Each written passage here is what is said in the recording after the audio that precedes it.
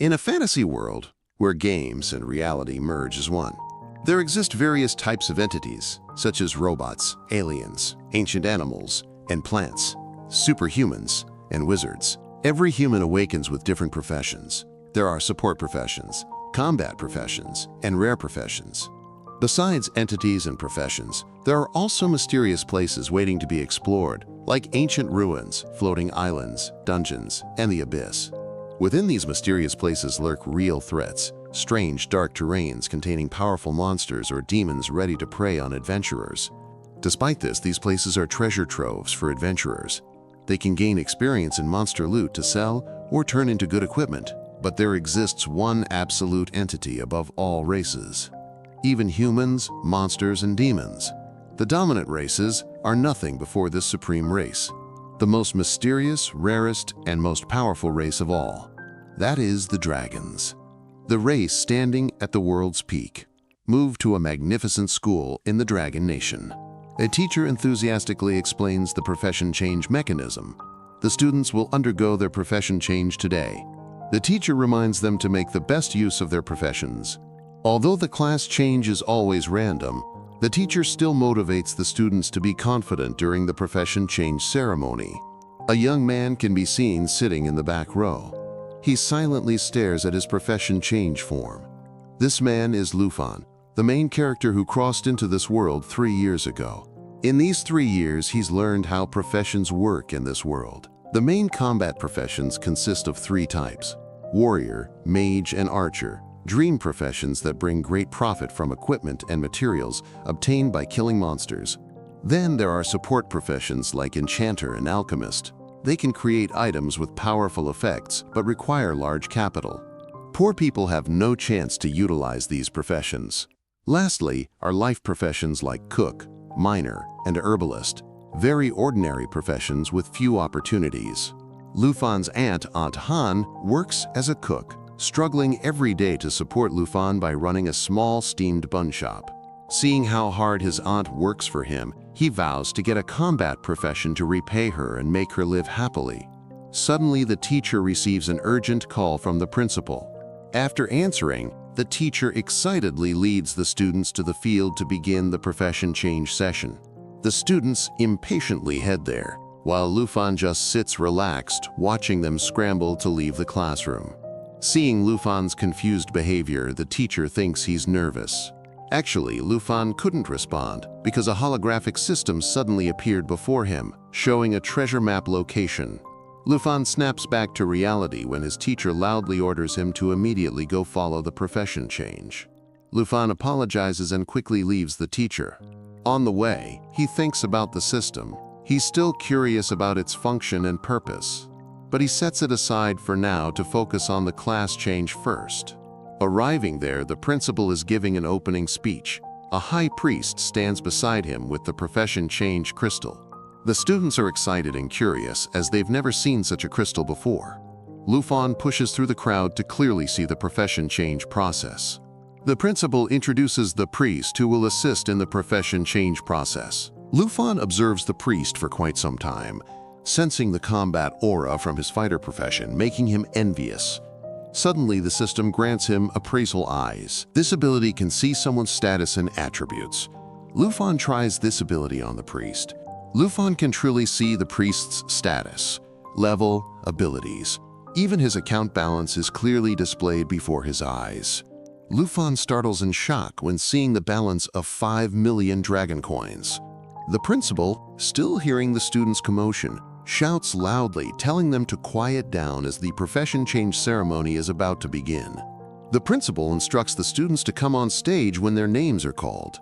Meanwhile, Lufan keeps imagining the 5 million coins that priest has. His aunt could never reach that amount, selling steamed buns her whole life.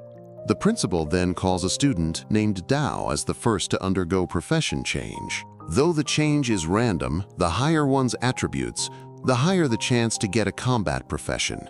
Tao confidently approaches the crystal, and the high priest immediately chants a magic spell on him. The priest's chant emits bright light as ancient holy characters surround Tao's body, signifying the birth of a combat profession, the mage profession.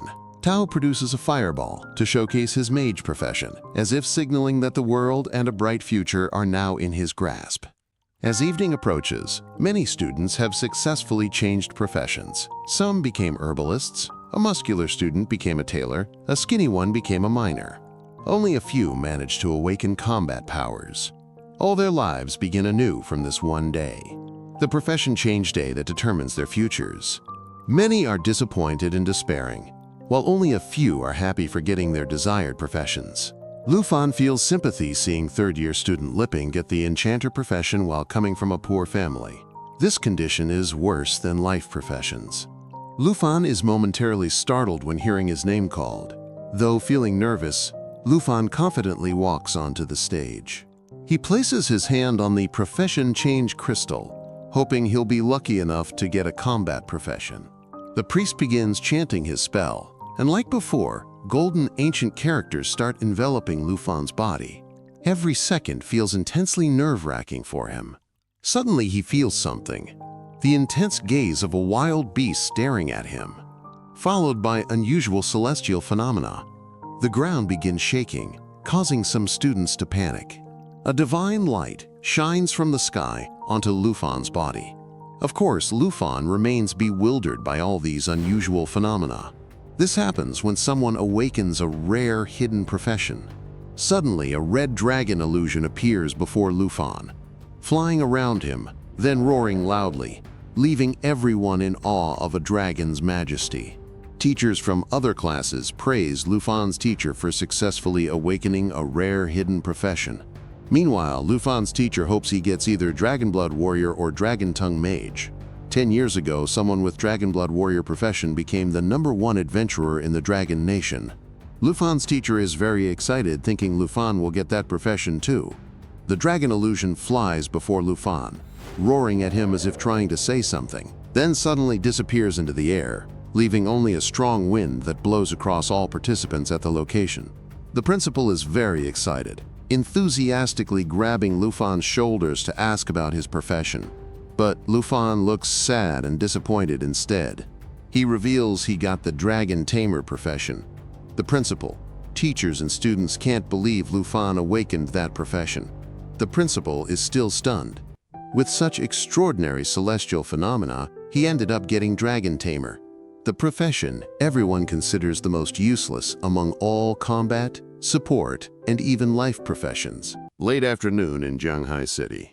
After the profession change ceremony ended, Lufan walked home disappointed while checking his system. He looked at his status. He was level 10 with the profession Dragon Tamer, allowing him to tame real dragons or other dragon-like species. He remembered how, when he first got the Dragon Tamer profession, everyone called it the most useless profession. After all, no human could ever tame the mighty dragon race. Another student explained, "Forget taming. Just finding a real dragon is nearly impossible. They're practically myths, since most people have never seen one in person." The school principal tried to comfort Lufan, hoping he could at least tame a dragon-like species and grow stronger. But deep down, Lufan felt without taming a true dragon, his profession had no future. Dragon subspecies were just violent monsters. Their power couldn't even compare to a real dragon's.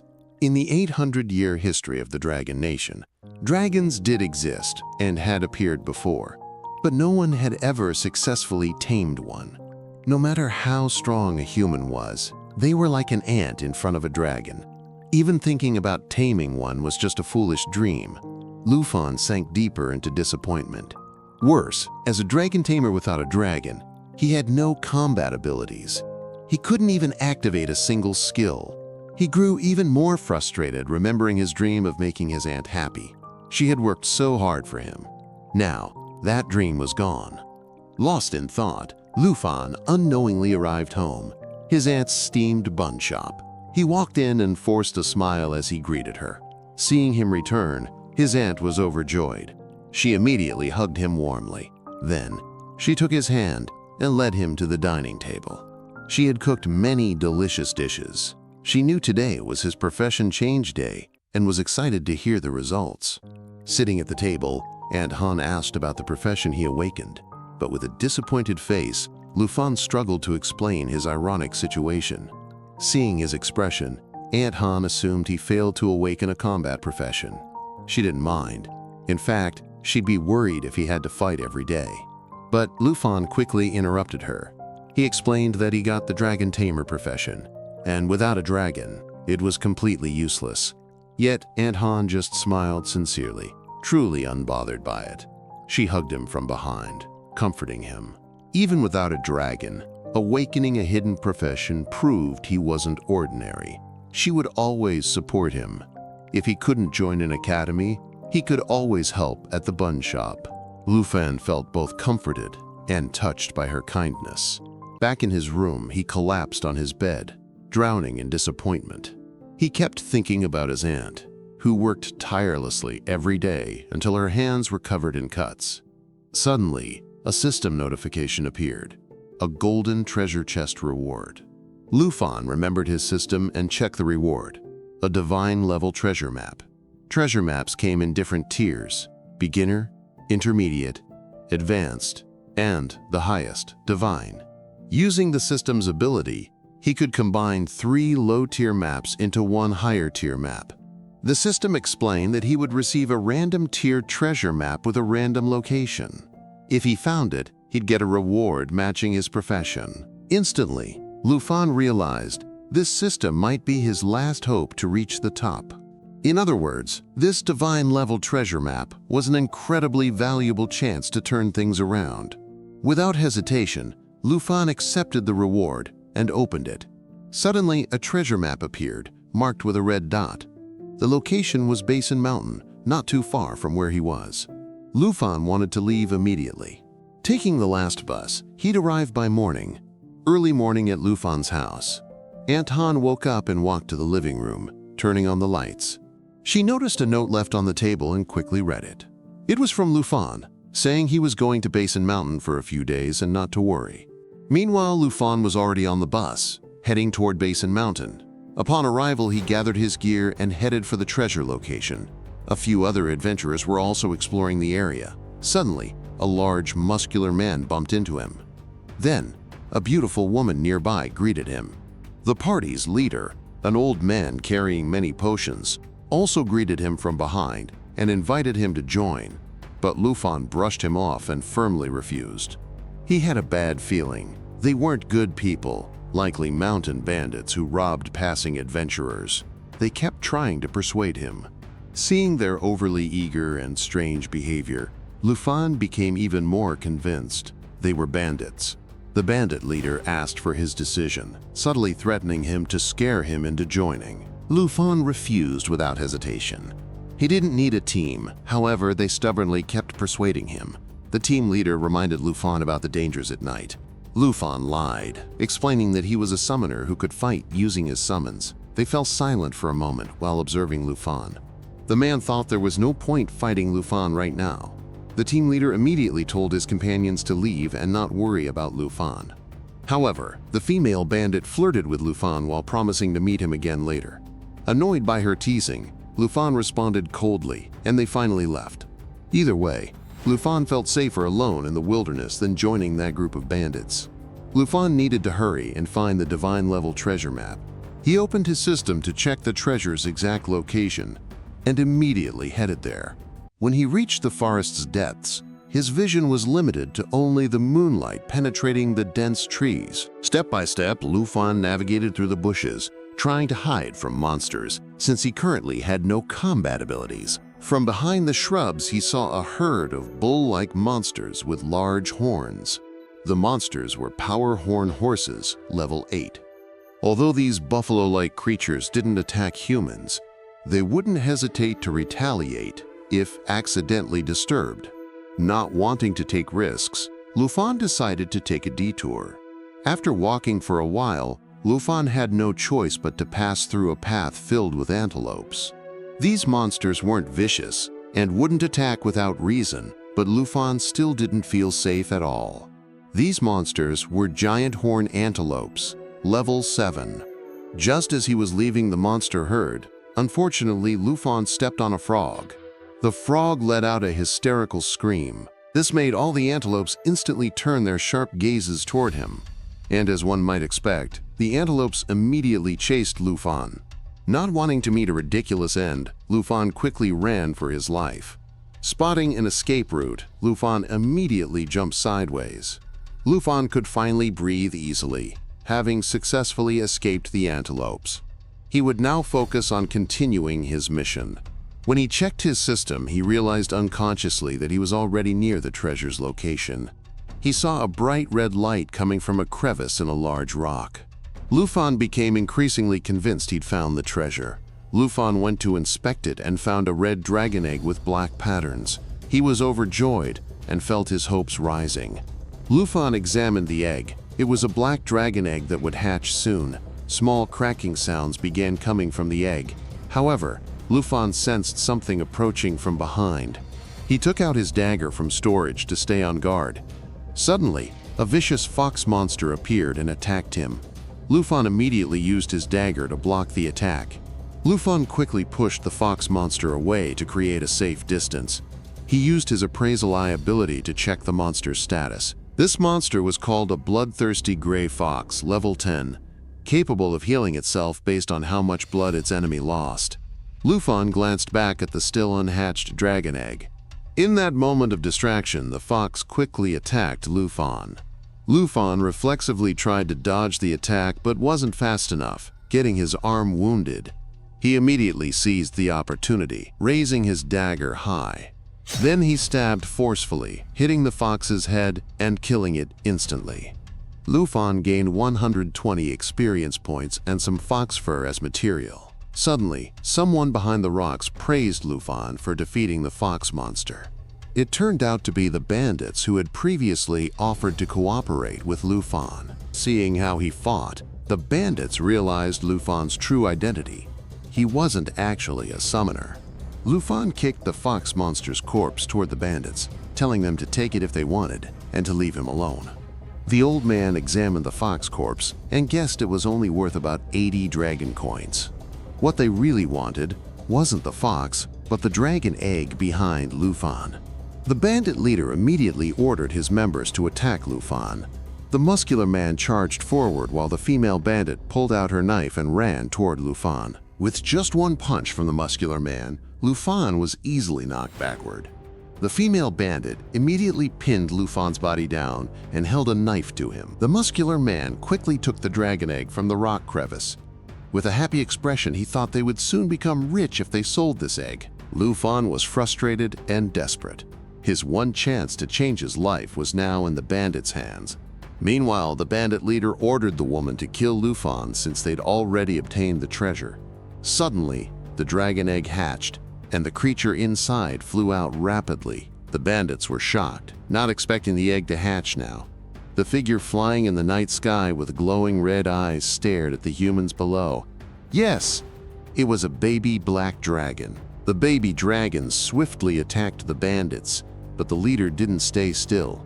He threw some green liquid at the dragon. However, with its high dragon stats, the baby dragon easily dodged it. The muscular man suddenly appeared beside the baby black dragon and tried to attack it with his fist. The baby dragon didn't flinch. It used its dragon claw ability and attacked the muscular man. The muscular man was instantly torn into several pieces. He had severely underestimated the newborn black dragon. The bandit leader sat down in horror at the tragic sight. He began feeling afraid. His physically strongest comrade had been diced like tofu before the baby dragon. The baby dragon flew closer to the bandit leader, who panicked in fear. He tried running toward the female bandit, ordering her to help him. Lufan, still lying on the ground, was briefly amazed, never expecting a newborn dragon to be this powerful. Lufan told the woman, "That creature is a real baby black dragon." Hearing this, the woman immediately panicked.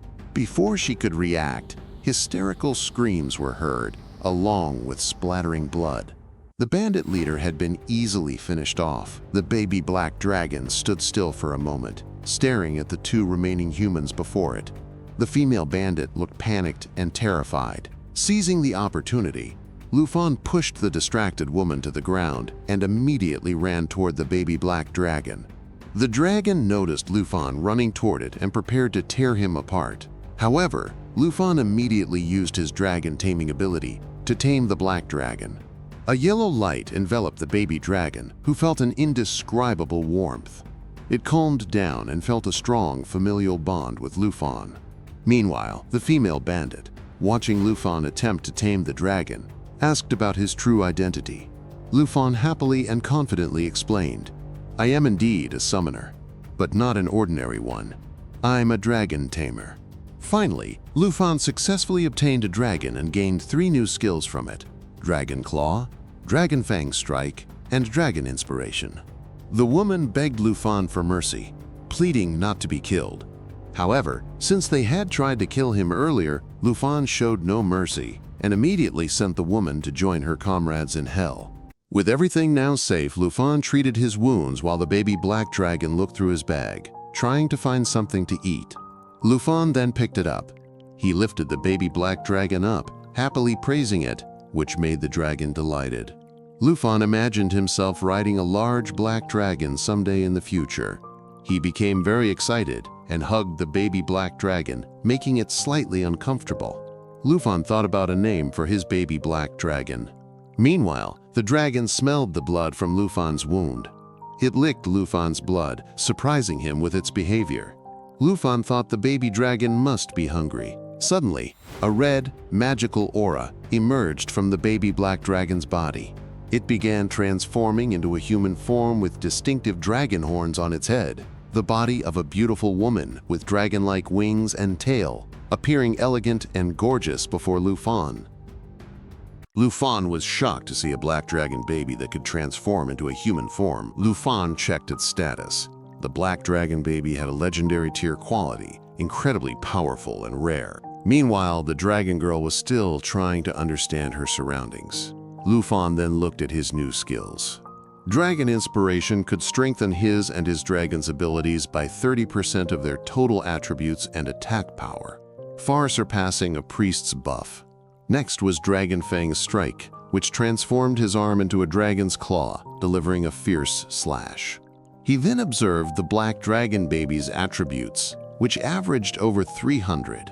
It possessed several powerful skills: Mighty Jaw Assault, causing bleeding damage; Lava Flame, burning enemies while healing itself; and Black Dragon Heritage, blocking 50% of all damage, making it immune to debuffs and granting a 500% recovery rate. There was also a passive skill called Bloodline Connection, transferring 10% of the dragon's attributes to its master. No wonder Lufan felt stronger and more agile. Without a doubt, the dragon tamer was the strongest profession. He could easily defeat adventurers 20 levels above him. Lufan watched as the dragon transformed into a human but retained its draconic nature. Meanwhile, the black dragon baby was munching on its eggshell. He remembered the baby had been born just before dawn, so he decided to name her Xiaoyi. She seemed delighted with the name. Lufan assumed Xiaoyi must be starving since she hadn't eaten after hatching, but Xiaoyi just stared at him in confusion. He took her to hunt some monsters so she could fill her stomach. Deep in the Basin Mountains, a vast expanse of land stretched before them, dotted with towering rocks. In the distance, a pack of monsters charged toward them. Lufan wondered what kind they were. Using appraisal eye, he identified them as plains hyenas, dangerous beasts with sharp bites that could spread disease. Excited, Xiaoye immediately flew toward the monsters. She prepared to unleash her black dragon's breath, intending to burn them all at once. True enough, a single fiery blast instantly roasted the monsters, granting a hefty amount of express. Lufan leveled up to 11, while Xiaoye reached level 3. Lufan told Xiaoye to leave the weak monsters behind and focus on stronger ones hiding in a nearby cave. From within the cave emerged a 3-headed lion with glowing red eyes, furious at the uninvited guests. It was a 3-headed blood lion, a level 25 elite boss with 3 skills: Roar, Trample, and Triple Flame. A wide-range fire attack dealing massive damage. Normally, such a boss required a strong party to defeat, but Lufan was confident in Xiaoye's power. The lion used Roar, temporarily boosting its attack and defense. Then, the system notified Lufan that the boss was casting Triple Flame. The three mouths gathered fiery energy, slowly forming a massive, scorching fireball. Lufan and Xiaoye rushed to interrupt the spell. He dashed forward with his dagger, Xiaoye following closely. Lufan ordered Xiaoye to bite one of the lion's heads. She swiftly flew toward the boss, using Mighty Jaw Assault to inflict severe bleeding as she clamped down on a head. Lufan praised her. Not idle himself, he slashed his dagger at another head. Activating Dragon Fang Strike, he channeled draconic power through his blade, obliterating the head in a single strike. The attack triggered a deafening explosion, slamming the boss's lifeless body to the ground. Lufan gained 23,790 Express, reaching level 14, while Xiaoye leveled up to 9. Suddenly, the system rewarded Lufan with a treasure map, though its rank wasn't specified. He invited Xiaoye to search for the treasure together. She happily followed. Elsewhere in the Basin Mountains, a group of people gathered, deep in discussion. They seemed conflicted about whether to enter a hidden realm. A scarred warrior, Mr. Sun, suggested retreating as they lacked a fifth member. He proposed that Miss Kai return to town to recruit one more. But a hooded woman, Miss Chai, a rogue, refused. Even at her speed, it'd take a full day. Then Miss Chiu, a young and beautiful woman, explained that this special hidden realm appeared randomly and would vanish in 24 hours. Suddenly, they sensed someone's presence behind them. They immediately turned around, readying themselves in combat stances. It turned out to be Lufan, who happened to be passing by. He told them not to be nervous. He meant no harm. Uncle Sun urged Lufan to leave, as this wasn't a suitable place to gather materials. But Chiu quickly stopped Uncle Sun. Introducing himself as a member of the Qin family from Zhanghai City, Chiu invited Lufan to join their team to clear the secret realm as a requirement. Lufan wouldn't need to do anything and would receive a reward of 100,000 dragon coins. The Qin family was the wealthiest in Zhanghai City, and they aimed to conquer this secret realm. Lufan guessed the realm's reward must be incredibly valuable. Chiu pressed further, assuring Lufan he only needed to enter, not fight, and would get the 100,000 dragon coins for free. Uncle Sun chimed in, insisting this was a rare opportunity. Lufan cut them off, saying he wasn't interested in money. He'd cooperate under normal terms. The adventurers were baffled by his demand. Miss Chai clarified if Lufan meant splitting the loot based on performance and contribution. Lufan confirmed. Chiu thought Lufan seemed weaker than his party members, yet oddly confident, perhaps arrogant. After a pause, Chiu agreed to Lufan's terms. As a gesture of sincerity, the 100,000 dragon coins would still be his. Lufan shook hands with Chiu, sealing their agreement. They stepped into the secret realm without delay.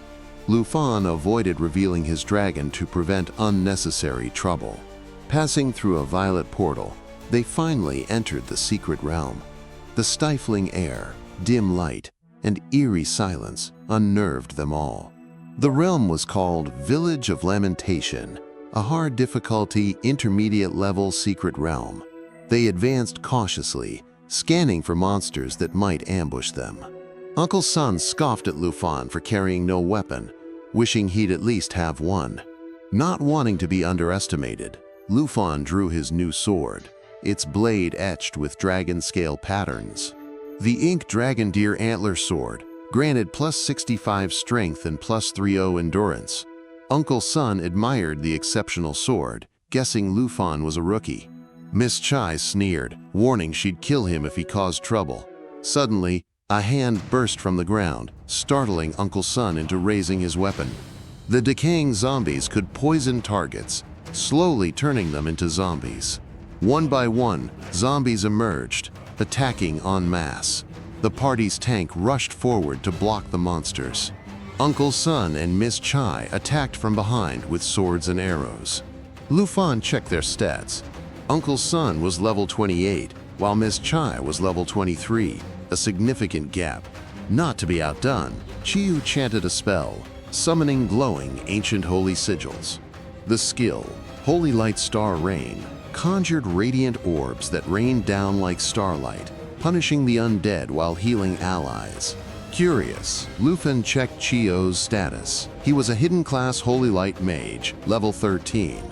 Just as they thought they'd won, the ground trembled violently. The quake heralded elite bloodthirsty zombies, crimson-skinned, vicious, and capable of draining blood to heal themselves. Their frenzy skill boosted their speed and strength by 40%. With the zombies surging, Uncle Sun and the tank pushed forward to hold the line, while the rogue guarded Lufan and Chiu. Uncle Sun used Full Moon Slash, cleaving through zombies with his great red sword.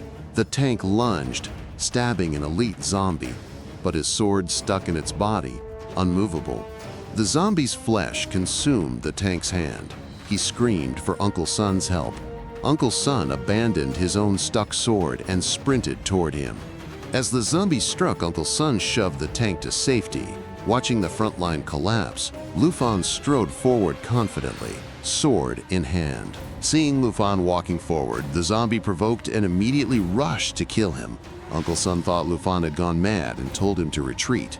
Without hesitation, Lufan swung his sword, slashing toward the elite zombie's head. The zombie's head flew off its body effortlessly. Miss Chai, Chiu, and Uncle Sun were stunned. They couldn't believe the zombie they had struggled against died in a single strike from Lufan. Casually, Lufan picked up Uncle Sun's weapon and handed it back to him. Uncle Sun was still in shock, unable to accept that Lufan was just a new student, while Chiu ran toward the tank to heal him. With a sly smile, Lufan admitted he was only level 14 and would soon take the national exam. As she healed the tank, Chiu realized they were the same level and would also take the national exam. Suddenly, a zombie appeared behind Chiu, intent on devouring her. Miss Chai quickly stepped forward, ready to block the monster to protect Chiu, but Lufan dashed past her with incredible speed and plunged his sword straight into the zombie's body, killing it instantly. Lufan wanted to fill the gap in the front line and asked for the others' opinions. Chiu agreed. She and Uncle Sun would handle the front, while she and Miss Chai supported from the rear. Lufan casually introduced himself and urged them to move forward. Hearing his name, Chiu grew more convinced. Lufan was the rumored dragon tamer who had recently appeared. But she found it strange. Dragon tamers were supposed to be the weakest class, yet Lufan's strength defied logic. They pressed on, cutting down more zombies. Uncle Sun guarded Lufan's back while Chiu tended to the poison tank. Chiu's class couldn't cure zombie poison. Lufan realized they were running out of time. The tank would die soon. In Uncle Sun's moment of distraction, he failed to notice zombies approaching from behind. The tank tried to warn him, but he collapsed, exhausted. His condition worsened. Things grew dire when a massive, hardened, secret realm guardian appeared. This zombie, named Iron Skin Zombie, had the skill Steel Skin, 40% defense boost, and assimilation absorption, allowing it to absorb targets and increase its HP. Uncle Sun attacked with Moonlight Slash, landing a direct hit on the Iron Skin Zombie's skin. But the attack did nothing, not even a scratch. Lufan charged forward.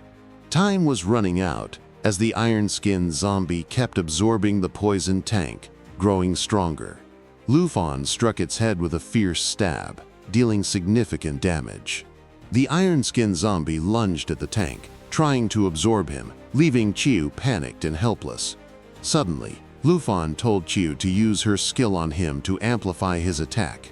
Lufan activated Dragon Blood Armorization, transforming his arm into a dragon's claw. Combined with the effect of Chiu's holy skill, Lufan blasted forward, smashing the Iron Skin Golem with brutal force, while Chiu cast Holy Light Rain again. The attack shattered one of the Iron Skin Zombie's arms, and its metal-like skin began to peel off, piece by piece. Lufan ordered the others to quickly wrap up the tanker's body to prevent the Iron Skin Zombie from absorbing it. Seeing Lufan give clear, confident instructions, Uncle Sun assumed he was a hidden professional.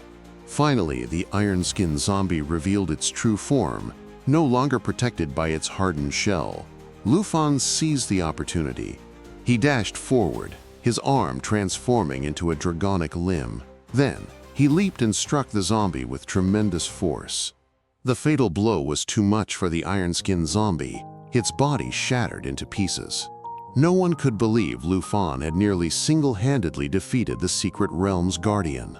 Shortly after, a silver chest appeared, the reward for defeating the guardian. Chiu walked toward the chest, intending to honor his promise of sharing the rewards based on contributions. He also apologized for underestimating Lufan earlier. Lufan brushed it off, praising the Qin family's integrity. Uncle Sun marveled at Lufan's unreasonable strength, joking that Lufan had carried the team. Lufan humbly accepted the praise and let Chiu handle the loot distribution. Chiu eagerly opened the chest, curious about their rewards. After seeing the contents, Miss Chai was slightly disappointed. Lufan felt the same. This couldn't be all a secret realm of this level had to offer. Meanwhile, Chiu immediately grabbed the antidote and told Uncle Sun to administer it to the tanker. Chiu handed the remaining rewards to Lufan, who accepted them gladly. They grew uneasy when no exit portal appeared. Miss Chai suggested searching the area. Suddenly, the system notified Lufan. The iron-skinned zombie wasn't the secret realm's true boss. Chiu confirmed this. As a holy mage, he could still sense a thick, dark aura. And that aura was coming from the lake ahead of them. Abruptly, numerous tentacles covered in demonic eyes burst from the lake, startling everyone into defensive stances. The tentacles lashed out. Uncle Sun held the front line, shouting for the others to fall back and prepare for battle. He strained to block two tentacles attacking him simultaneously. The overwhelming force sent him flying backward. The tentacles struck again, this time targeting Chiu, who could only stare in resignation. Like a prince saving a princess, Lufan swiftly scooped Chiu up and carried him to safety. They dodged the attack, escaping with only minor scratches. The true boss finally emerged fully from the lake. A monstrous figure with multiple tentacles and the torso of a woman at its center. The boss, named Grieving Spectre, was level 25 and possessed deadly skills, including Chain Lash, a whip-like attack capable of devastating damage. The boss began attacking with its massive hand-like tentacles. Uncle Sun urged everyone to stay alert. He managed to block the boss's attack. Lufan didn't just stand still. He immediately rushed forward to strike the boss. Lufan aimed straight for the boss's main body. The zombie boss didn't just take it. It used corpse envelopment skill, lowering all enemies' attributes by 20%. Lufan leaped to dodge the boss's tentacle strike. Then he ran along the boss's chains straight toward its real body. Chiu quickly warned Lufan about the iron chains. Sure enough, the boss immediately used Chain Lash, whipping its target with iron chains to deal massive damage. But Lufan still managed to evade the attack. The boss didn't stop its assault. It kept swinging its chains at all of them. The tank stepped forward, using his shield to block the chain attacks. Miss Chai wasn't about to fall behind either. She advanced and fired her arrows, just as Lufan was about to get hit by the boss's tentacle. The arrow Miss Chai had fired earlier struck the tentacle, shielding Lufan in the nick of time. Lufan glanced back. He saw his party in rough shape. They were struggling under the boss's relentless attacks. If Lufan didn't act fast, they'd be in serious danger. Lufan immediately ordered them to retreat. He sliced through several tentacles, attacking Uncle Sun to buy them time to escape. The boss grew even more enraged, unleashing a barrage of chain lash attacks. Lufan dodged them all, then activated his skill, Dragon Blood Armor Transformation, turning his arms into draconic claws. Enhanced by his sword's special effect, Partial Dragonization, his attack power surged dramatically. With his dragon claws, Lufan shattered all the chains targeting him. Uncle Sun urged Lufan to flee with them. They couldn't handle this boss, but Lufan refused. He told Uncle Sun and Miss Chai to take the others back to Zombie Village and hide. He would face the boss alone to buy them time. Miss Chiu regretted their helplessness. They could only rely on Lufan now. Miss Chai quickly pulled Chiu back. Finally, Lufan stopped holding back. He summoned the one partner who could truly fight alongside him, his dragon. Of course, the boss wasn't about to wait. It charged at Lufan, striking with its tentacles. But Xiaoye appeared instantly, shielding her master. She bit down on all the attacking tentacles, her form now much larger due to her level up. Chiu and the others were stunned to see a real, massive dragon fighting the boss alone. Xiaoye used Giant Jaw Assault, tearing apart every troublesome tentacle in her path. The boss screamed in pain. Xiaoye seized the moment. She flew straight at the boss's main body and slashed with her draconic claws. The boss's body was sent crashing down and landed in the lake. Uncle Sun shuddered, watching the boss get defeated in just a few strikes. The tank stood awestruck, never expecting to see a real dragon. Miss Chai still couldn't believe Lufan had actually beaten the boss. Chiu wondered silently.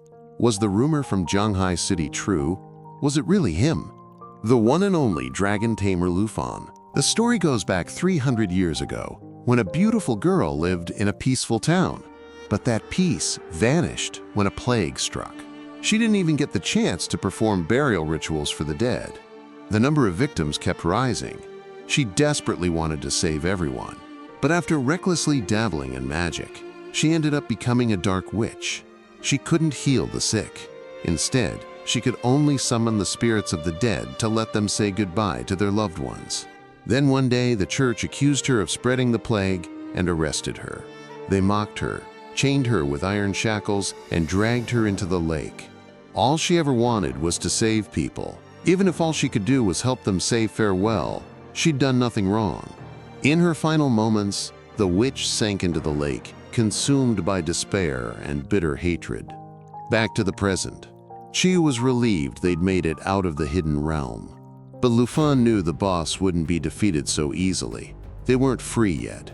Suddenly, countless bubbles surged from the lake. The boss emerged again, screaming in fury over the grudge she'd held for centuries. She transformed, now a massive slime monster in the shape of a towering woman. Her name was Morning Grudge, level 25. Her stats had skyrocketed, and she'd gained new abilities, mostly debuffs. Chiu's party tightened their grips on their weapons, though they knew it was hopeless. The boss raged, unleashing vengeance for the injustice she suffered 300 years ago. She fired water orbs at Lufan and the others. Xiaoye blocked the attack with her wings. Thanks to her passive skill, Black Dragon Bloodline, she was immune to debuffs, and all damage against her was halved. But Chiu's party struggled desperately to dodge. Unfortunately, Miss Chai failed to avoid one attack and got trapped in a water prison. Uncle Sun tried smashing it, but physical attacks couldn't break it. Miss Chai apologized, believing her fate was sealed. Chiu slumped in guilt. She'd insisted on clearing this hidden realm. Lufan scowled at their readiness to give up. The boss launched another attack, yet Xiaozi effortlessly blocked it again. Lufan admitted he couldn't use magic to free Miss Chai, but Xiaozi was different. Miss Chai doubted her. The level gap between Xiaoye and the boss was enormous. Lufan told them not to worry. After all, nothing could compare to a dragon's stats. The boss used Lamentation Impact, a curse with a small chance of instant death. If it failed, victims would take massive damage, plus poison, bleeding, and stun. But to Xiaoye, the attack was meaningless. Lufan then activated Dragon Inspiration, drastically boosting his and his dragon's stats. Xiaoye's attributes surged by over 1,000 points.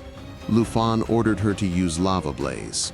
The attack was devastating, melting everything it touched, including Morning Grudge, who burned to ashes. Chiu could only stare, awed by the dragon's absolute power. Before vanishing completely, the boss let out a death scream, reanimating every zombie in the realm. Finally, boss completely disappeared, leaving behind a golden treasure chest. Lufan praised Xiaoye. They'd both leveled up. Miss Chai was freed, and the exit portal appeared, but a thick, unsettling smoke suddenly filled the air. It came from the boss's scream, which had awakened all the zombies. They shambled closer. As panic set in, they were too exhausted to fight, but suddenly Xiaoye, now in human form, flew above them. She rained lava blaze from the sky, incinerating the zombies below. Chiu and Uncle Sun gaped at the fire-breathing girl. They guessed it was Xiaoye, though Chiu still couldn't believe the zombies they'd struggled against were now. Lufan explained, "Xiaoye is the black dragon. She'll handle these zombies like playing." He told the others to relax. The boss was already dead. Lufan walked to the treasure chest. By rules, he'd pick first. Did they object? Of course not. They owed him their lives. Lufan eagerly opened the treasure chest, curious about the rewards inside. Inside, there was a holy light seal, a sacred staff capable of binding targets with light magic. Its duration depended on the user's spirit attribute.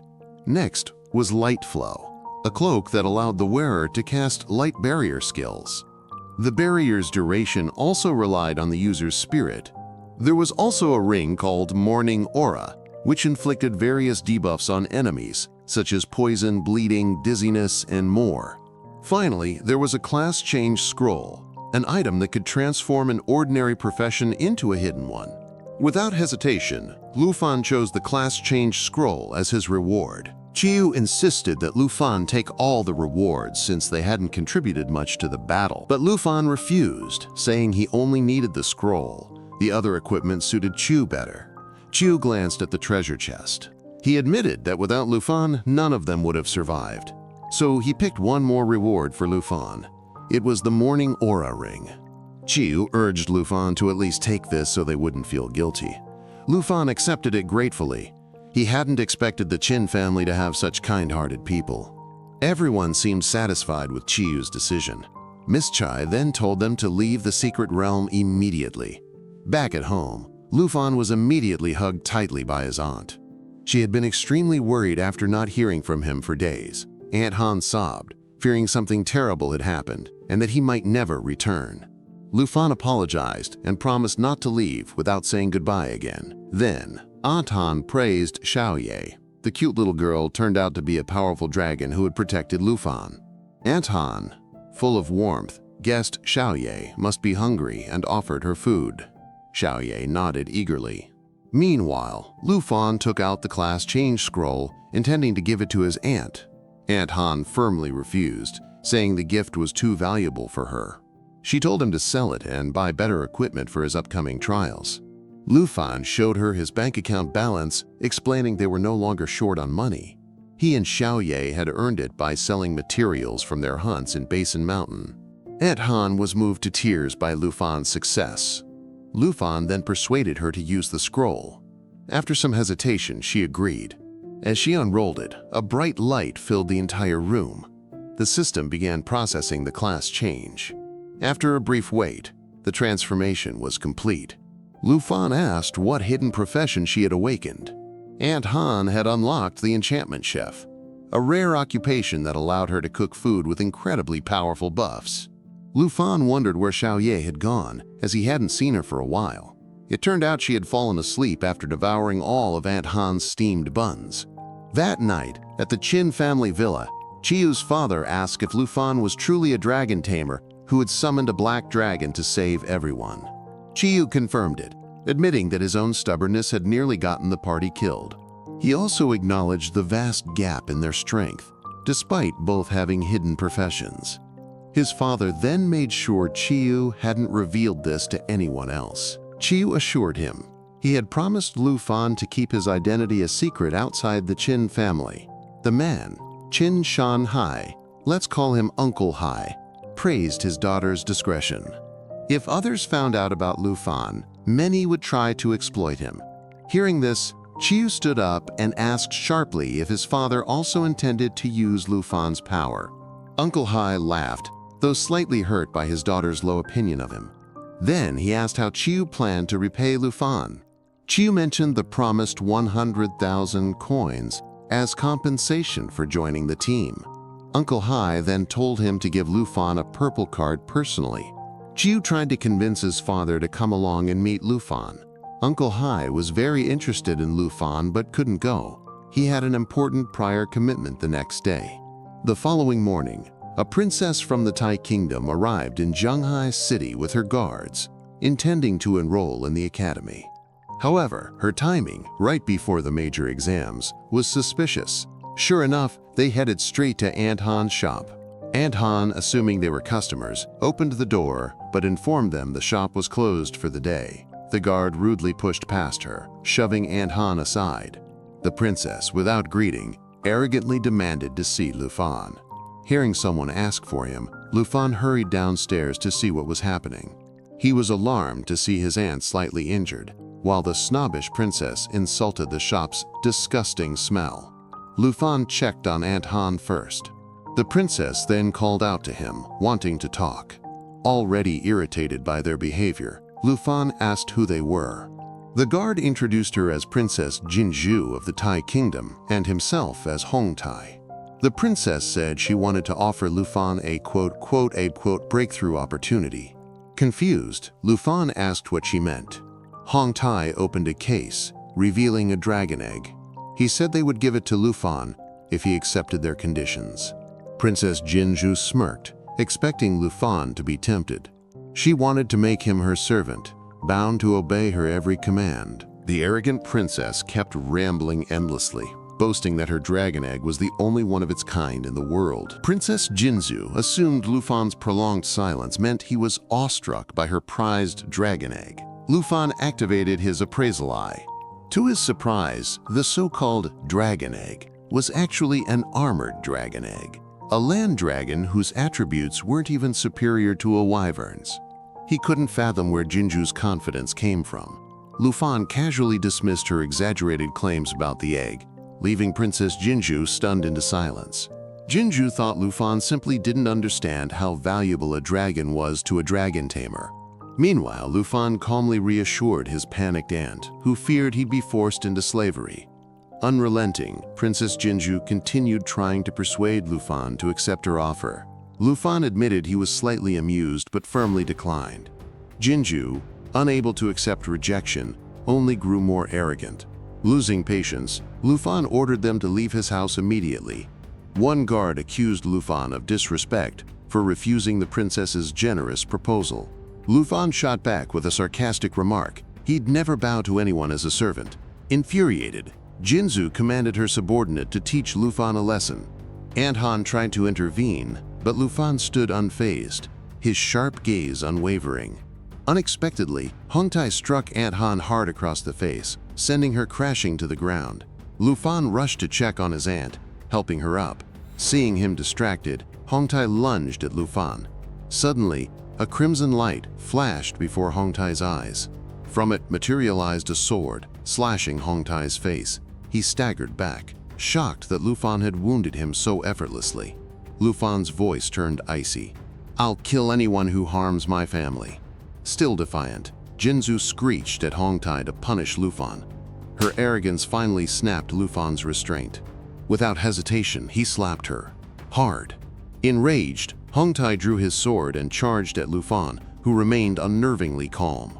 With a single motion, Lufan parried the attack, sending Hong Tai's weapon clattering to the ground. Hong Tai scrambled to Jinzhu's side. She clutched her reddened cheek, trembling violently. Then, in a fit of fury, Jinzhu slapped Hong Tai. She screamed at him for his incompetence and ordered him to kill Lufan. Lufan tightened his grip on his sword, ready for battle. Elsewhere, Chiu wandered the streets, searching for Lufan's address. He'd called multiple times but received no answer. A deafening explosion suddenly rocked the area, startling him. His curiosity piqued. He hurried toward the commotion. There, he saw Hong Tai being effortlessly knocked back by Lufan, with a crowd gathering around them. Jinzhu, still haughty, sneered at the lowly commoners to leave. Hong Tai knelt before her, admitting defeat against Lufan, only fueling her fury. Jinzhu began chanting dark incantations. Just then, Chiu approached Lufan, asking what was happening. Lufan, still relaxed, wondered why Chiu was here. A scream tore through the air. Hong Tai writhed in agony as dark magic engulfed him. His status as a guardian knight flickered into view, while Jinzhu's hidden profession, advanced spiritual witch, was revealed. Lufan blinked in surprise as Chiu stepped forward, offering assistance. Maddened by Jinzhu's spell, Hongtai leaped into the air, aiming to kill them both. Lufan pushed Chiu back. "Protect my aunt." He sidestepped Hongtai's frenzied strike. Jinzhu's group smirked, certain they'd crush Lufan to appease her rage. But Xiaoye burst onto the scene, eager to rescue Lufan, though his eyes gleamed at the sight of two weak humans. In an instant, Xiaoye transformed into his massive draconic form, awaiting his master's command. Seeing the real dragon emerge, Princess Jinzhu collapsed to the ground in terror. Yet she still tried to fight back, muttering the incantation of her dark magic. But Xiaoye roared fiercely toward Princess Jinzhu, disrupting her spellcasting. Meanwhile, her guard Hongtai was already powerless in Xiaoye's grasp. He screamed, begging to be released. Xiaoye swiftly granted Hongtai's request by hurling his body away with brutal force. Hongtai crashed beside Jinzhu like a discarded soda can. In his last moments of consciousness, Hongtai still managed to apologize to the princess. As for Jinzhu, she never expected anyone outside the Jin family to possess a dragon. Lufan and Xiaoye strode toward Princess Jinzhu. Lufan mocked her, saying she'd soon unleash her rage by killing him. Instead, the princess cowered like a coward, pleading for them to stay back. Even in fear, Jinzhu threatened Lufan, invoking the name of the Tai Kingdom. But Lufan didn't care about her origins or status. His murderous glare and suffocating aura promised hell to anyone who crossed him, especially those who dared hurt his family. Zhao Tili gathered the blazing power of lava blaze in his maw. The fireball grew larger and hotter, as if determined to give Jinzhu a taste of true hellfire. Not to be outdone, Lufan raised his sword high, ready to split the princess in two. Suddenly, Uncle Hai arrived, shouting for Lufan to stop. He soared in on the back of a griffin. Chiu yelled, warning his father about the extreme danger of the situation.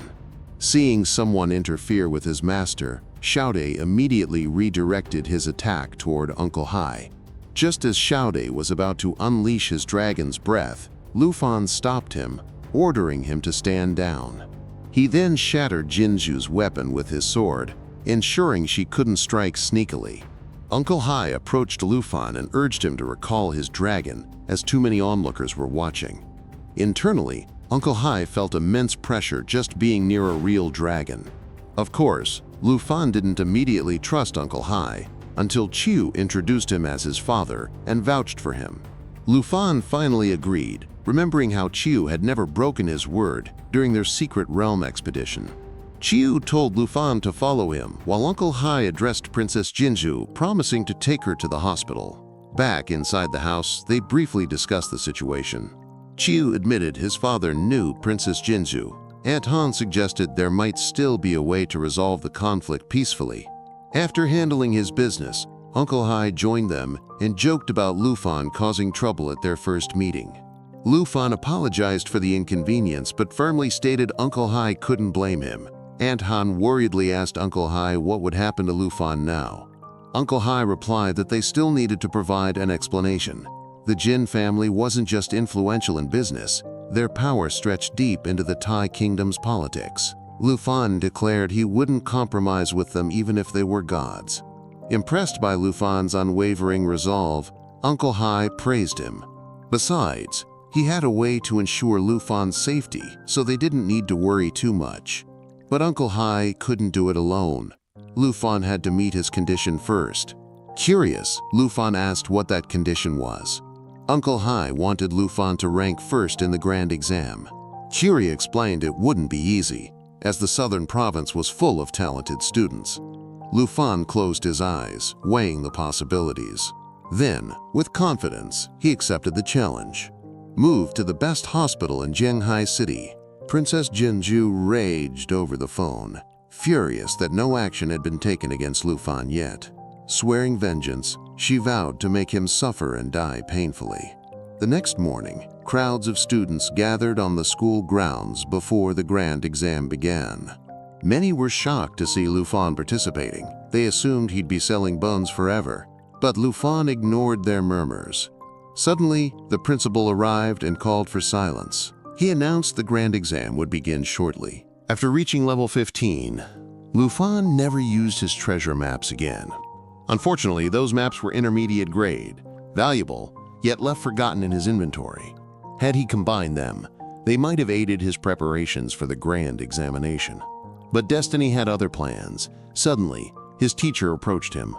The mentor was pleased to see Lufan undeterred, still standing firm in his resolve to undertake the trial. As a token of faith, the teacher handed Lufan a teleportation stone, a safeguard for emergencies. He advised Lufan to form a team, emphasizing that should danger arise, the stone would ensure his safe return. Yet Lufan had no intention of assembling a team. His ambition was singular: to claim the top rank.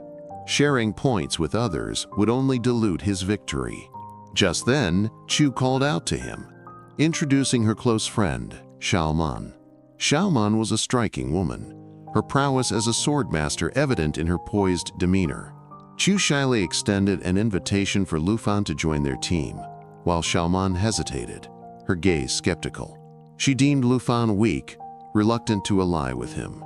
With polite refusal, Lufan declined, offering them well wishes for a successful trial instead.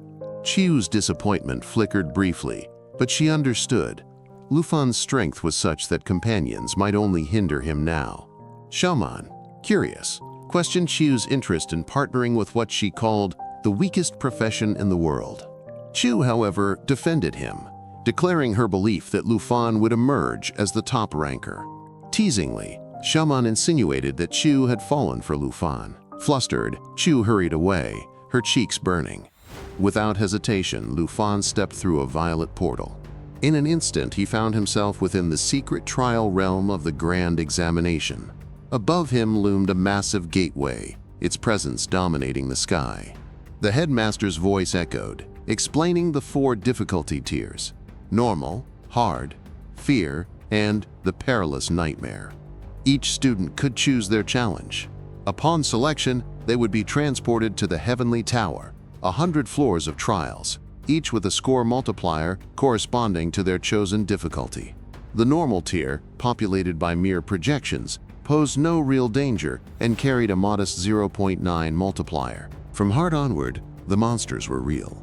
Using a teleport stone would preserve one score, and the multiplier rose to 1.0. Fear, however, was a den of savage beasts. Solo attempts were ill-advised, for survival outweighed score division.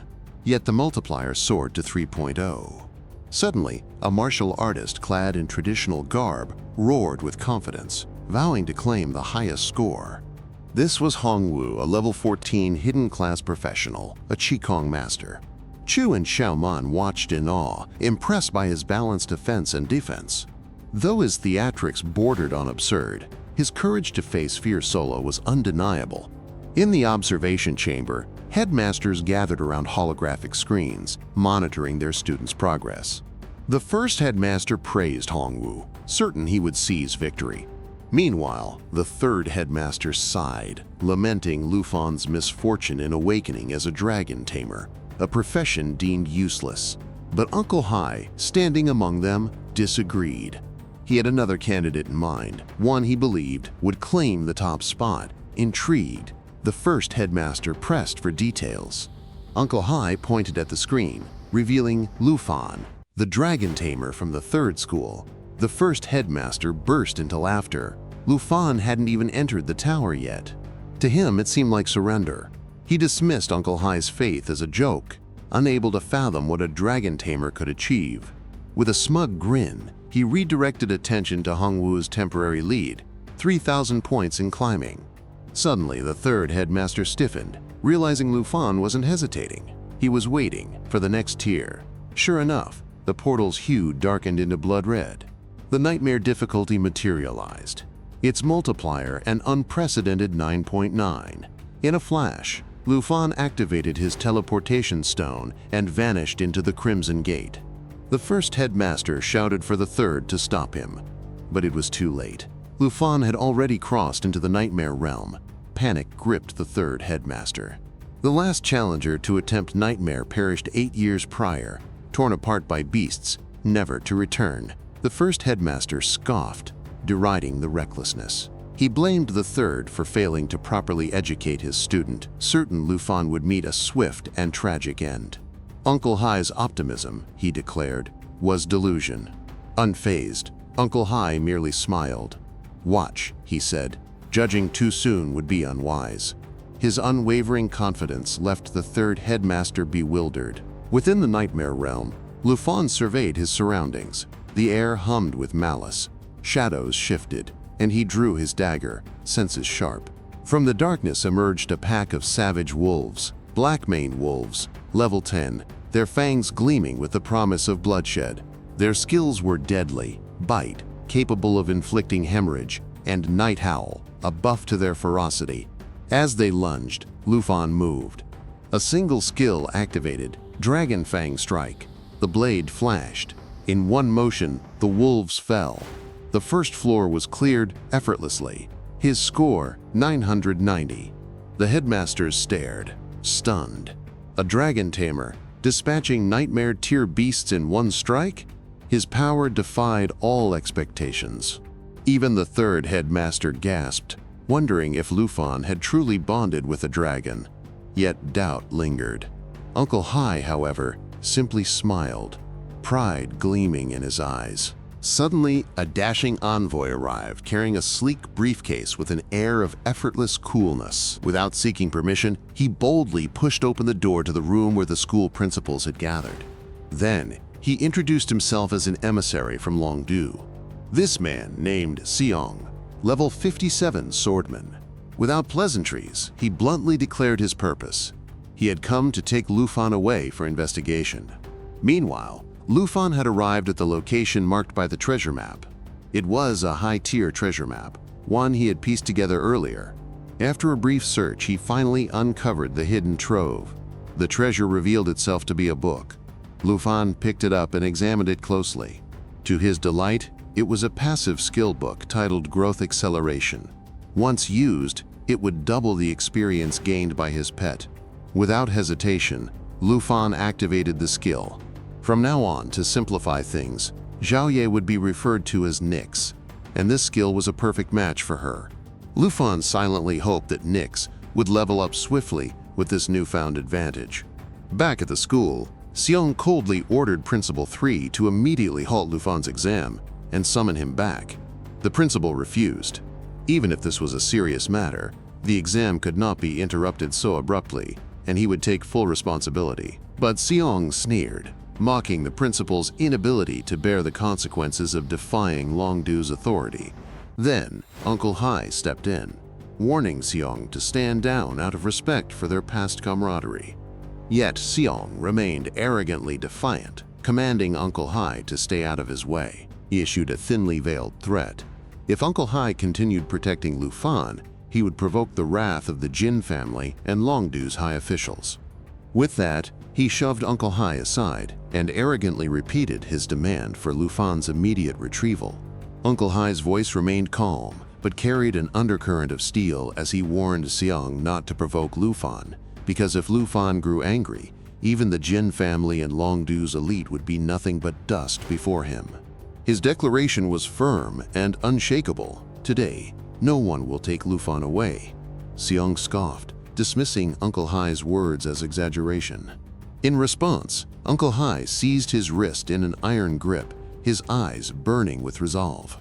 Furious, Xiong swore to report this defiance to Longdu's officials.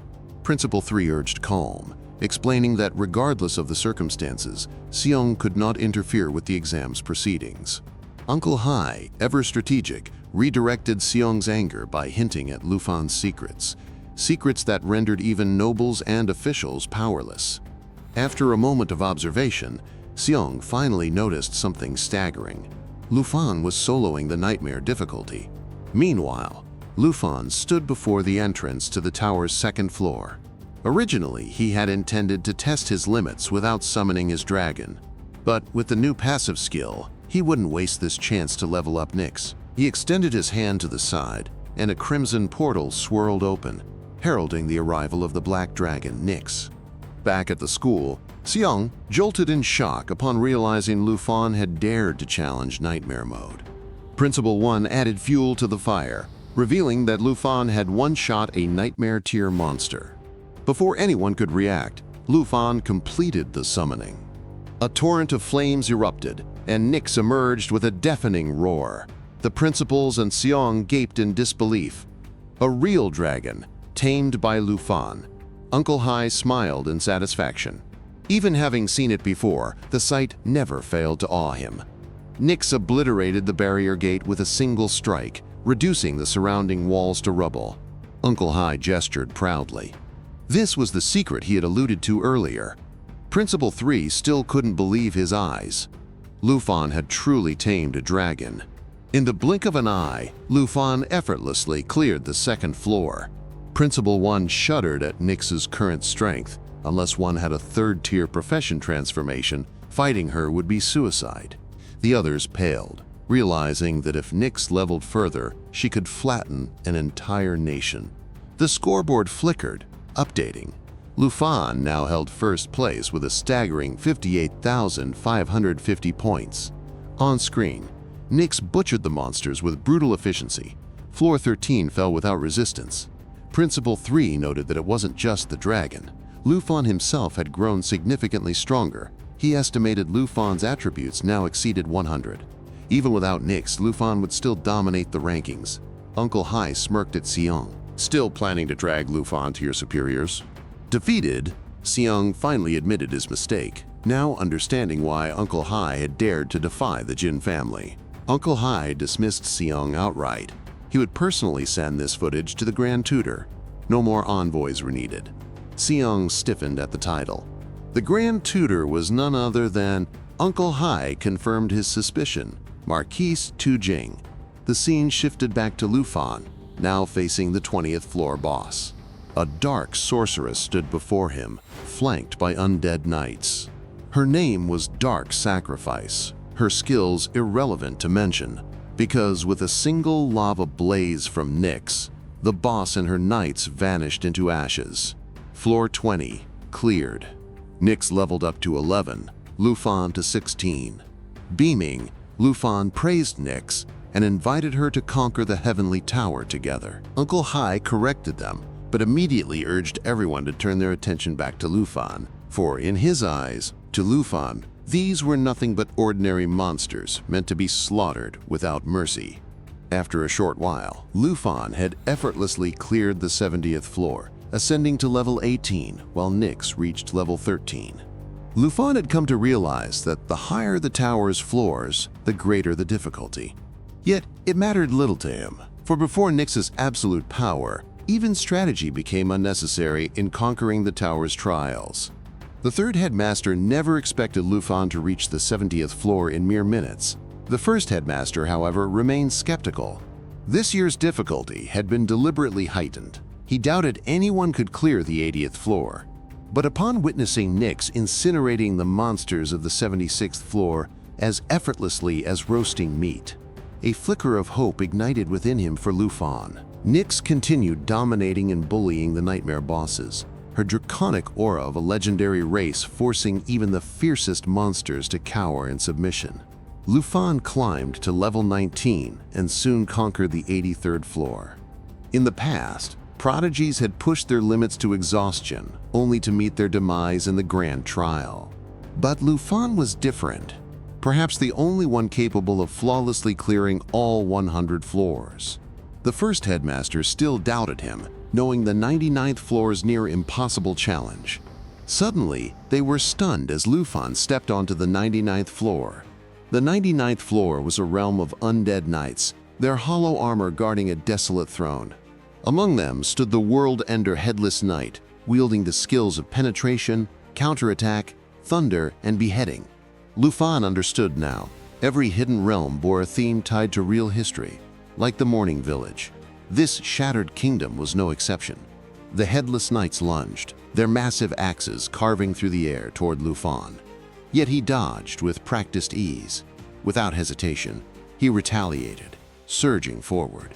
But the Headless Knight activated penetration, its spear thrusting in a deadly flurry. Lufan parried every strike.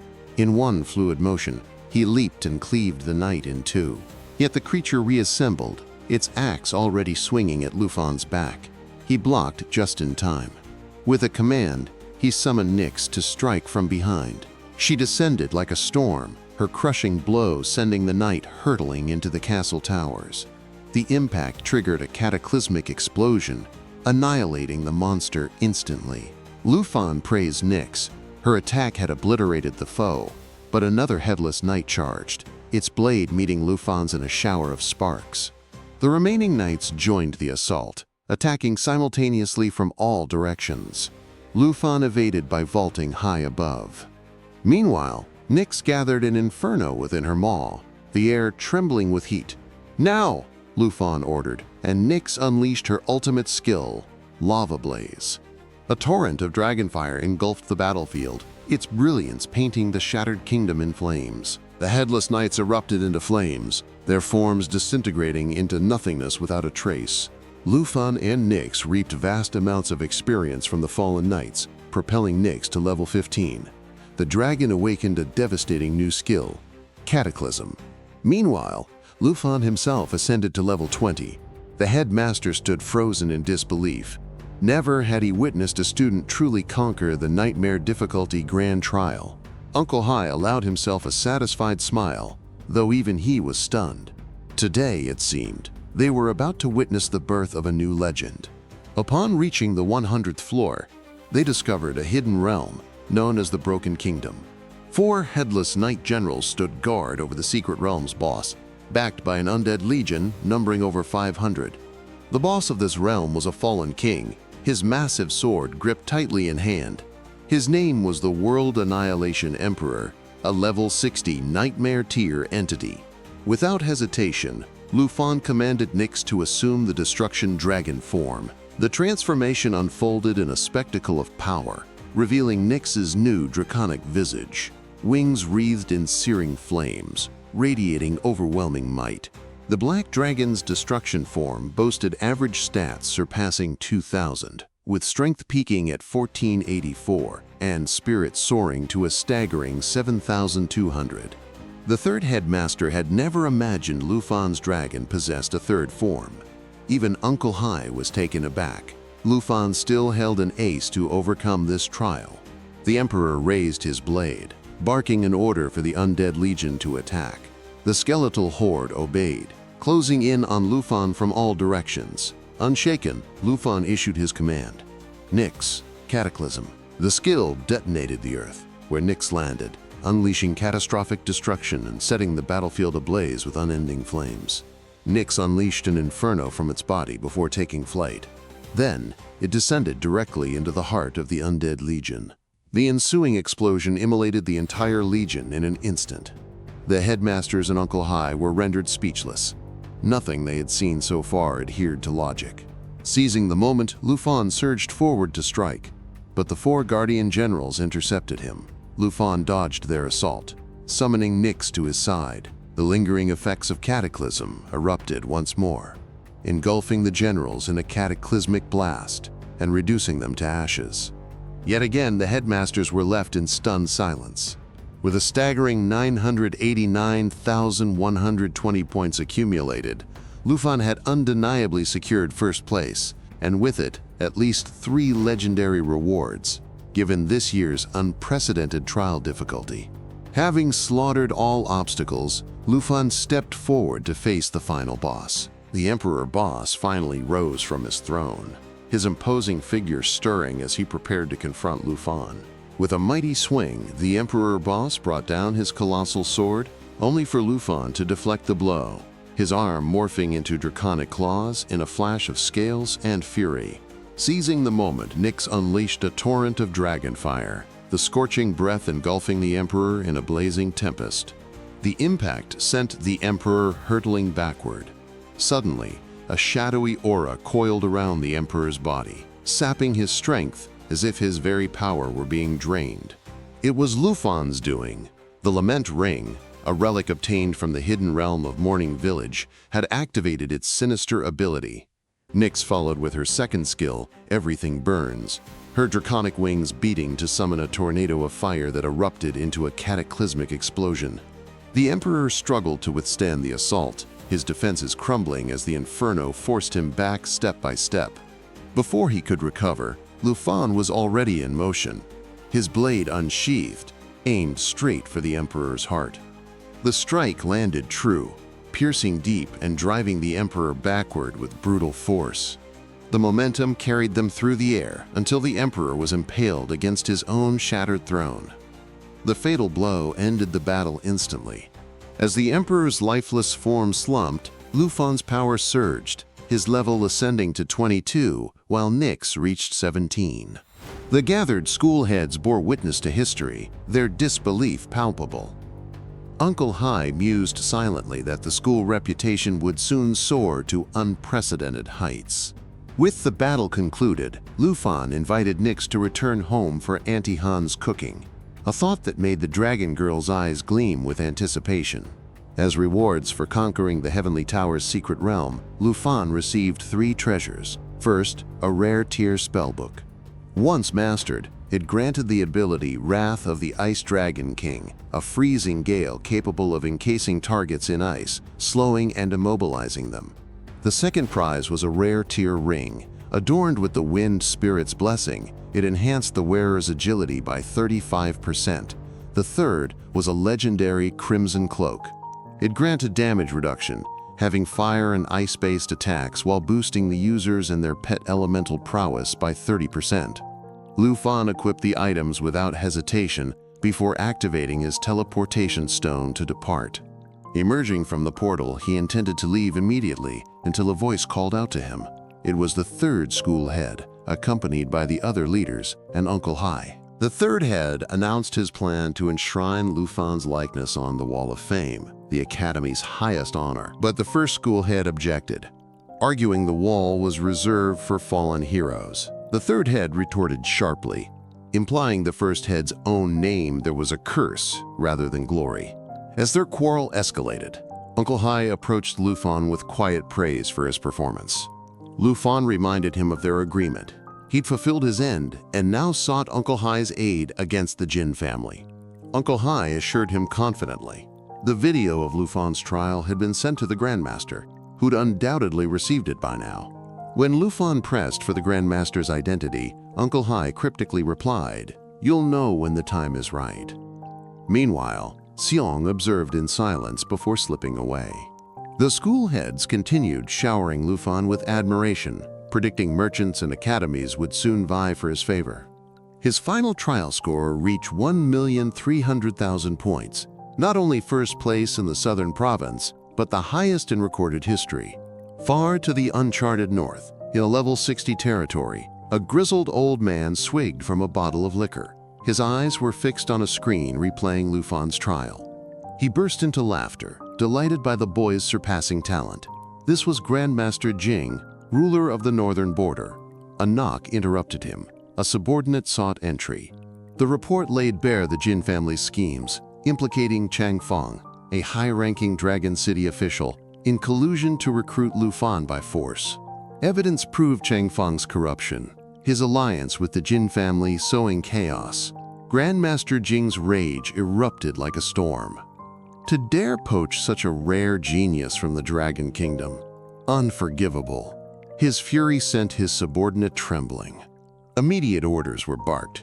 Strip Chang Feng of all titles and authority. No delays. If he protests, let him come plead his case to me personally, and if the Jin family objects, dispatch the Griffin Legion to greet them. A final command followed. Monitor Lufan's chosen academy and ensure he received its finest resources. Grandmaster Jing grinned. A prodigy born in Dragon City, he'd meet this boy himself, once his mission allowed.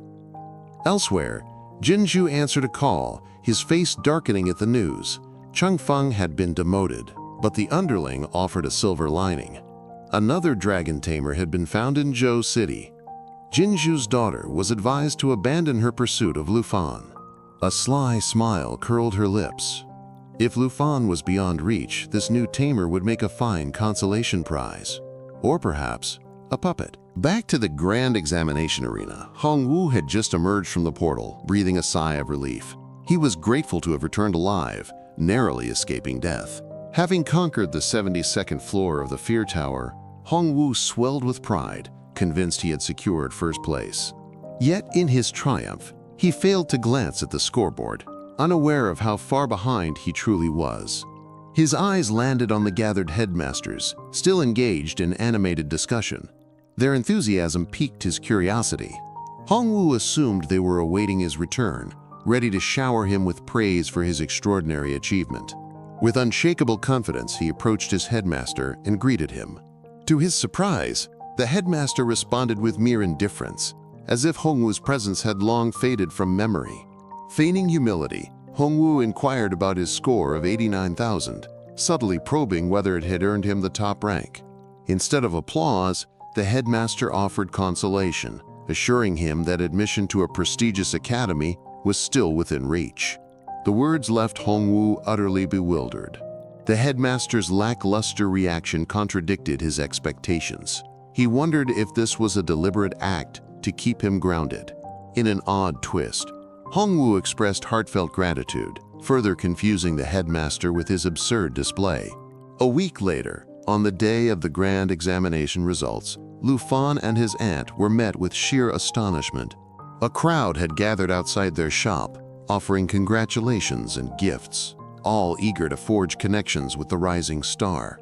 Uncle Hai arrived, explaining the commotion. Lufan had claimed first place in the entire southern province. As the situation grew chaotic, Aunt Han ushered Uncle Hai inside for a private discussion. Lufan checked the results on his phone. Though his name topped the list, his exact score remained undisclosed to the public. As the provincial champion, he received a reward of 50 million dragon coins, followed by an additional personal gift from his headmaster. The gift was a rare skill book, Roar of the Dragon, capable of unleashing a devastating thunderwave, dealing massive damage and paralyzing foes. Next was a legendary thunder potion, a single-use elixir that permanently boosted lightning attributes by 20%. Lufan rejoiced, no longer needing to rely solely on Nyx for magic. Then came the green wind armor, a rare piece that reduced debuff damage by 30%. Lastly, the flashwing boots allowed the wearer to blink 50 meters in any direction, with a 30-second cooldown. Lufan accepted the headmaster's generosity with genuine appreciation. Suddenly, Chiu arrived with urgent news. The envoys of the top 10 academies had arrived, and Lufan was expected for interviews immediately. Lufan was taken aback by the haste, but Uncle Hai clarified that such competition was inevitable for a prodigy of his caliber. No academy would risk losing him. Uncle Hai added that Grandmaster Ying had deliberately withheld Lufan's score from public records. Grateful, Lufan wished to thank the Grandmaster personally. Chiu then presented Lufan with a purple card. Lufan refused, recalling their initial agreement of only 100,000 dragon coins, while the card's value exceeded 10 million. Uncle Hai insisted, explaining it was a token of sincerity from Qin's family for saving her life. With a teasing grin, Uncle Hai remarked that if Lufan couldn't accept a mere card, how would he handle the southern province government's gift, a luxury villa? Aunt Han gasped at the revelation. Without delay, Chiu grabbed Lufan's hand and hurried him toward the academy representatives. Meanwhile, in a forest near Zhou City of the Dragon Nation, Jinzhu and Hongtai were en route to meet another dragon tamer. Hongtai reported that this tamer, level 19, commanded an armored dragon at level 14. They arrived to find a young man standing beside a scorpion-like land dragon. His name was Chen, a level 19 dragon tamer. Without warning, a silver-furred gorilla charged at them. Chen swiftly ordered his dragon to strike with its tail. A follow-up dragon lance strike pierced the gorilla's body, killing it instantly. Chen leveled up to 20, his armored dragon reaching level 15. Jinzhu praised Chen's effortless victory, noting his mastery over the dragon. Kneeling, Chen hoped his performance hadn't disappointed the princess. Confidently, Chen declared that with his armored dragon and Jinzhu's buffs, defeating Lufan would be effortless. Jinzhu vowed to mold him into the greatest dragon tamer in history, promising him a place as her personal retainer in the Tai Kingdom. Chen pledged unwavering loyalty, swearing to crush Lufan and never betray her expectations. As Jinzhu departed, she commanded Hong Tai to investigate which academy Lufan would attend. Burning with vengeance, Princess Jinzhu vowed to strip Lufan of any peace. His regret would be her triumph. Meanwhile, at the Chiu residence, Chiu shyly inquired about which academy he should enroll in. Uncle Hai suggested it would be best if Chiu and Lufan could attend the same academy, ensuring they could watch over each other in the future. Lufan agreed warmly. After all, the academy required students to form their own teams, and they had collaborated before. He had no objections to the idea. But Lufan himself hadn't decided which academy to choose. He promised to inform Chiu once he'd done. For now, Chiu vowed silently not to fall behind. With quiet determination, Chiu swore to strive with all his might to enroll in the same academy as Lufan. Lufan couldn't help but smile at Chiu's unwavering resolve. As Lufan pushed open a door to a waiting room, academy representatives stood ready to greet him. Before he could even introduce himself, a portly man clad in priestly robes welcomed him warmly. Already familiar with Lufan's achievements, he praised the boy's astounding performance, only for another envoy beside him to abruptly demand which academy Lufan would pick. The portly man chided the woman for her haste. His Jiangnan Academy was no trivial choice. They offered a 10 million dragon coin scholarship, free potions, and access to a hidden realm. The female envoy scoffed, mocking the paltry resources offered to the southern province's top-ranked student. The portly man's irritation flared as she countered with a 20 million dragon coin annual scholarship and unrestricted entry to a secret realm closed to the public. The envoys erupted into competitive bidding, each touting their finest resources until their debate devolved into chaos. Lufan, watching the spectacle, grew even more uncertain. Then, abruptly, the envoy from Dragon Capital Academy presented an offer, a quota for the national exam. The others froze in shock. Though Lufan was talented, they doubted his readiness. Other candidates had prepared meticulously, while he hadn't even chosen his second profession. The national exam, it was explained, was a secret realm forged by 23 nations. Every 3 years, each country sent academy representatives under age 25 to compete within it. To maintain stability, only newcomers were permitted. The exam captivated the world's attention, and its rewards were unparalleled. The other envoys despaired at this turn. The portly man accused Dragon Capital's envoy of overreaching, but Miss Guhan calmly clarified. Lufan's record-breaking performance met Dragon Capital's criteria. He had made history. Just then, Lufan received his daily system reward, a divine treasure map. After so long, he'd finally obtained a second one. By sheer coincidence, the treasure lay within a villa in Dragon Capital Academy. As Lufan remained silent, Miss Guhan assumed he was unsatisfied. She opened her mouth to negotiate, but Lufan cut her off. He accepted her offer, agreeing to join Dragon Capital Academy and requesting her assistance with enrollment. 4 days later, Auntie Han and Lufan packed their belongings, preparing to depart for the Dragon Capital. Auntie Han hesitated, reluctant to leave her long-held steamed bun shop. Lufan reassured her. They now owned a villa and could live wherever they pleased. Memories surfaced for Auntie Han, the day she'd first met Lufan, then just a small child. Suddenly, Chiu and Xiaoman arrived in a sports car. They'd all traveled to the capital via the Chiu family's private jet. Lufan was surprised to learn Xiaoman had also enrolled in Dragon Capital Academy. Xiaoman teased Chiu, who'd fought tooth and nail to enter the same academy as Lufan, making Chiu blush furiously. Auntie Han recalled Lufan's request to Miss Guhan, who'd approved Chiu's enrollment. Miss Guhan wept quietly. Her dream of attending an academy, once impossible, had now come true. Chiu urged everyone into the car. Time was running short. Lufan smiled, watching Xiaoman and Chiu banter easily with Auntie Han like best friends. Hours later, they arrived safely in the Dragon Capital, only to accidentally cross paths with Princess Jinzhu's entourage. Chen, brimming with arrogance, moved to confront Lufan, but Hong Tai stopped him. Princess Jinzhu intervened. Fighting here would see them swiftly deported back to the Tai Kingdom. The tension dissolved with Miss Guhan's arrival. She greeted both groups, noting Lufan and Chen's rivalry. Coincidentally, they were dubbed the Twin Stars of the Southern Province, with Chen holding the second rank. Lufan's shock was palpable. Chen, too, was a dragon tamer.